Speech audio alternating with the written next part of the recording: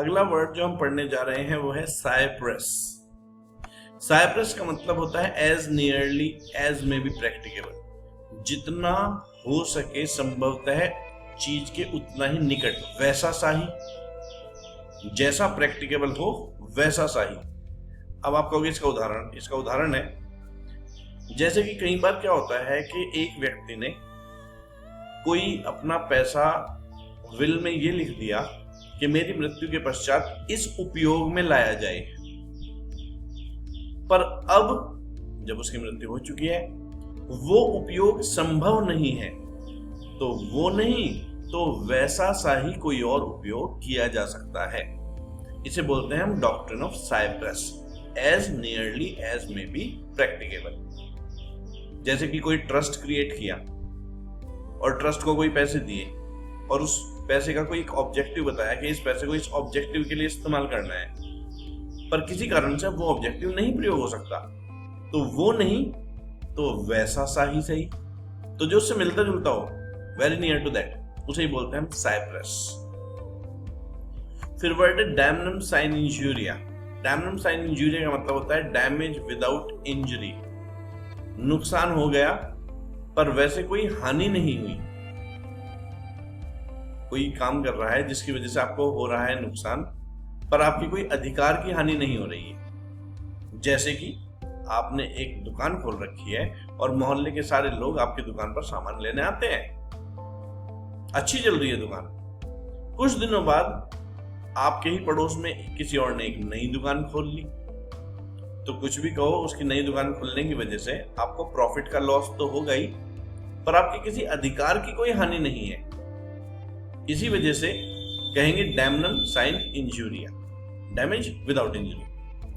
फिर वर्ड होता है डिफैक्टो। डिफैक्टो का तो मतलब होता है एक्चुअली, इनफैक्ट, एक्चुअली यानी कि असली में क्या है। फिर वर्ड है डी ज्यूर। डी ज्यूर का मतलब होता है बाय लॉ, जैसे कि किसी को कोई अधिकार मिला हुआ है किसी लॉ के तहत, उसे बोलते हैं डी ज्यूर। जैसे जो कंपनी में शेयर होल्डर है, मीटिंग का नोटिस लेने का उसके पास अधिकार है डी ज्यूर, क्योंकि कंपनी लॉ ने ऐसा अधिकार दिया है। फिर इस वर्ड को स्पेल करते हैं डीओ। इसमें जो आर और एस है वो साइलेंट रहता है, तो इसे ऐसे प्रोनाउंस करते हैं डीओ। डीओ का मतलब होता है आउटसाइड, स्कोप से बाहर, किसी चीज के फॉरेन, फॉरेन मतलब एक्स्ट्रा, आउटसाइड। जैसे कि किसी ने कोई काम किया अपनी अथॉरिटी के बाहर जाकर, तो हम कहेंगे कि ही हैज डन डीओ। इसके अलावा वर्ड है डी नोवो। डी नोवो का मतलब होता है टू मेक समथिंग न्यू, कुछ नया, चेंज कर कर, परिवर्तित कर कर कुछ नया कर देना कहलाता है de novo. Dies non. Dies non का मतलब होता है day on which work is not perform, जो काम जिस दिन होना था वो नहीं हुआ उस दिन, उसे बोलते हैं डाइज नॉन। फिर वर्ड है डिसीट। डिसीट का मतलब होता है धोखा देना, किसी को गुमराह करना, फ्रॉड करना किसी के साथ, उसे बोलते हैं डिसीट।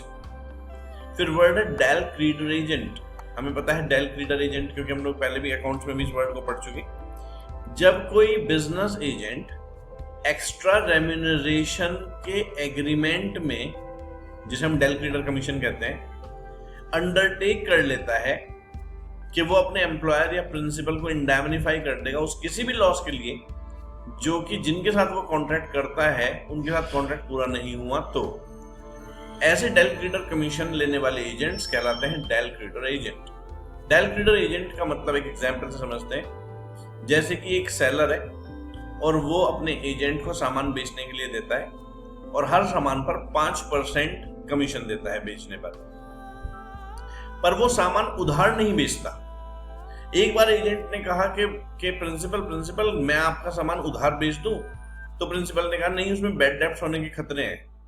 तो एजेंट ने कहा कोई बात नहीं, यदि कोई बैड डेब्ट्स हुआ तो वो मेरी जिम्मेदारी होगी। तो प्रिंसिपल ने कहा ठीक है, अब तुम इतनी रेस्पॉन्सिबिलिटी ले रहे हो तो मैं तुम्हें 5 की जगह 6% कमीशन दूंगा हर सेल पर मुझे तो पैसे पूरे चाहिए। यदि कोई डेटर पैसे नहीं देता तो उसके पैसे भी तुम ही दोगे। तो जिस चीज के लिए वो एजेंट राजी हो जाता है, ऐसा एजेंट डेल क्रीडर एजेंट कहलाता है। फिर वर्ड है डेलीगेटस, पोटेस्ट, नॉन पोटेस्ट, डेलीगेयर। इसका मतलब ये होता है कि जिसे खुद किसी से पावर मिली हुई हो वो आगे किसी को पावर नहीं सौंप सकता, क्योंकि वो उसकी नहीं है, उसे तो खुद मिली हुई है। बिल्कुल यही वर्ड नीचे भी है, delegatus non potest delegare, a delegate can not delegate. ये बिल्कुल ऐसे ही होता है कि यदि मैंने कोई एजेंट अपॉइंट किया किसी काम को करने के लिए, तो वो काम उसे ही करना चाहिए, उसे फर्दर कोई सब एजेंट रख लेने का अधिकार नहीं है अपने आप में, जब तक वो मेरे से ही ना पूछ ले। क्यों? क्योंकि उसे जो अथॉरिटी मिली है वो उसकी नहीं, वो उसे खुद मेरे से डेलीगेटेड अथॉरिटी है, तो फर्दर उसे किसी और को डेलीगेट करने का अधिकार नहीं होता। इसे ही बोलते हैं डेलीगेटस नॉन पोटेस डेलीगेयर। इसके अलावा वर्ड है डायक्टम। डायक्टम का मतलब होता है जब कोई जज केस के फैसले सुनाने के दौरान कुछ स्टेटमेंट, कुछ वाक्य बोलता है, हालांकि वो डिसीजन नहीं होता, वो स्टेटमेंट डिसीजन को क्लियर करने के लिए होता है। ऐसे जो स्टेटमेंट्स या सेंटेंसेस हैं उन्हें हम बोलते हैं डायक्टम। तो statement of law made by जज in course of decision but not necessary to the decision itself, तो उसे हम बोलते हैं डायक्टम। एक वर्ड है डिस्पोनो। डिस्पोनो का मतलब होता है कोई बात लीगली किसी को कन्वे करना। जैसे कि मान लो कोई कोर्ट का डिसीजन है, तो ऐसे केस ने उसका रिटन स्टेटमेंट बनाकर, मोहर मारकर, अपने साइन कर भिजवा दिया कि ये है फैसला कोर्ट का, तो उसे बोलेंगे हम डिस्पोनो, कन्वे करना कोई चीज लीगली। फिर वर्ड है एडजस्टम जेनरिस। एडजस्टम जेनरिस का मतलब होता है जो एक क्लास या कैटेगरी से बिलोंग करता है, जहां पर जनरल वर्ड फॉलो होते हैं स्पेसिफिक वर्ड्स के बाद। तो जो जनरल वर्ड होता है उसका भी वही अर्थ उसी सेंस में निकालना चाहिए जो कि स्पेसिफिक वर्ड्स की जो कैटेगरी है उनके अर्थ के अंदर आ सकता है। इसी कॉन्सेप्ट को हम एडजस्टम जेनरिस का कॉन्सेप्ट कहते हैं। अब इसका एग्जांपल समझते हैं एडजस्टम जेनरिस का। जैसे कि मान लो कहीं पर कोई सेंटेंसेस लिखे हैं, जैसे लिखा है कोई एनिमल्स के बारे में लॉ है और उसमें ऐसे लिखा है cat, comma dog, comma horse, etcetera. तो यहां पर हमने देखा कि पहले कुछ स्पेसिफिक वर्ड है, जैसे कि cat, dog, cow, buffalo, etcetera. तो पहले स्पेसिफिक वर्ड है कैट, डॉग, काउ, बुफेलो, और फिर एक जनरल वर्ड है जैसे एटसेट्रा या फिर एंड अदर्स। तो जब एक जनरल वर्ड फॉलो करता है स्पेसिफिक वर्ड को, तो ये कहा जाता है कि इस जनरल वर्ड में केवल वही चीजें शामिल हो सकती हैं जिस कैटेगरी से स्पेसिफिक वर्ड बिलोंग करते हैं। क्योंकि यहां पर लिखा है cat, dog, cow, buffalo, horse, etcetera, तो इस एटसेट्रा में हम लायन को शामिल नहीं करते हैं। शीप को तो शामिल कर सकते हैं क्योंकि ये सब पालतू जानवर हैं, जबकि लायन एक वाइल्ड एनिमल है। ऐसा नहीं कि ये एनिमल है तो ये भी तो एनिमल है ना, ये एनिमल एक विशेष कैटेगरी है, ये डोमेस्टिक एनिमल है।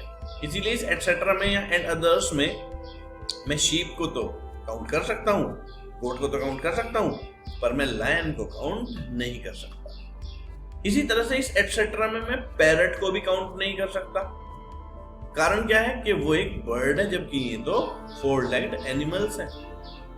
तो इसीलिए एडजस्टम जेनरिस का मतलब होता है that belong to same class और कैटेगरी। तो जब कोई जनरल वर्ड स्पेसिफिक वर्ड के बाद होता है, तो ऐसे केस में उस जनरल वर्ड में केवल वही चीजें शामिल हो सकते हैं जो कि स्पेसिफिक वर्ड की कैटेगरी की होती है। उसके बाद वर्ड आता है एस्टॉपल, और एस्टॉपल का मतलब होता है एस्टॉप्ड फ्रॉम डिनाइंग।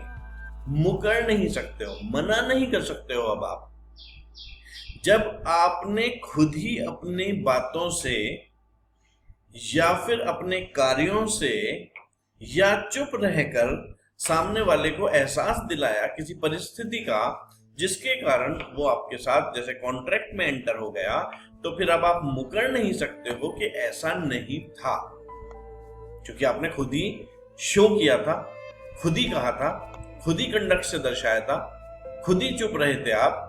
तो ऐसे केस में बाद में अब आप उस सिचुएशन को मना भी नहीं कर सकते हो। अब आप ना नहीं कर सकते, और ये ना करना ही एस्टॉपल कहता है, एस्टॉप्ड फ्रॉम डिनाइंग। एक वर्ड होता है एक्स पार्टे। एक्स पार्टी का मतलब होता है विदाउट पार्टी, पार्टी की एब्सेंस में। जब कोई प्रोसीडिंग्स चले पार्टी की एब्सेंस में तो उसे बोलते हैं एक्स पार्टी। जैसे एक्स ने वाई पर केस फाइल कर दिया, अपने सबूत भी जमा कर दिए, वाई ने भी कुछ अपने सबूत जमा कर दिए, फिर केस की हियरिंग की डेट फिक्स हुई, उस डेट पर एक्स तो पहुंचा पर वाई नहीं पहुंचा, तो ऐसे केस में कोर्ट वाई की एब्सेंस में जो ऑलरेडी एविडेंस सबमिट है उनको ध्यान में रखते हुए फैसला सुना देंगे। इस तरह के फैसले को हम कहते हैं एक्स पार्टे डिसीजन। जो एक पार्टी की एब्सेंस में ही डिसीजन ले लिया जाए, एक्स पार्टे डिसीजन। इसी प्रकार से एक वर्ड है एक्सप्रेसियो यूनिस एस्ट एक्सक्लूसिव ट्रेस। एक्सप्रेसियो यूनिस एस्ट एक्सक्लूसिव ट्रेस, इसका मतलब होता है express mention of one thing implies exclusion of other. Express mention of one things implies exclusion of other का मतलब होता है यदि एक क्लास या कैटेगरी में केवल एक का नाम लिया गया है तो इसका मतलब बाकी नहीं है। एक्सप्रेसली क्योंकि उसका नाम लिया तो इसलिए बाकी चीजें शामिल नहीं होंगी। एक्सप्रेसली यदि एक कैटेगरी में से एक का नाम लिया तो वही शामिल है, बाकी कुछ शामिल नहीं है।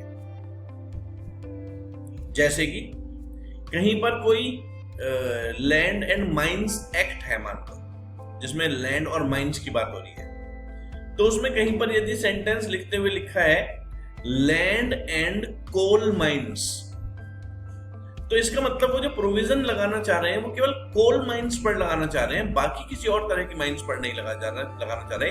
तभी तो उन्होंने बहुत सारे तरह की माइंस में से केवल किसका नाम लिया, coal mine. Express mention of one thing means exclusion of others. जैसे आपने कई बार देखा होगा, एक ऐसी डोमेस्टिक उदाहरण ले लेते हैं। जैसे आपने कई बार देखा होगा कि कहीं शादी के कार्ड आते हैं तो ऐसे केस में जो घर का सबसे बड़ा मुखिया होता है उसका नाम लिखा होता है और फिर नीचे लिखा होता है विद फैमिली। इसका मतलब होता है कि परिवार के सभी लोगों को बुलाया। लेकिन यदि कार्ड दिया गया है और उसमें किसी विशेष व्यक्ति का नाम ही लिखा है परिवार में से, तो इसका मतलब यह है कि आप ही आना, सह परिवार की आवश्यकता नहीं है।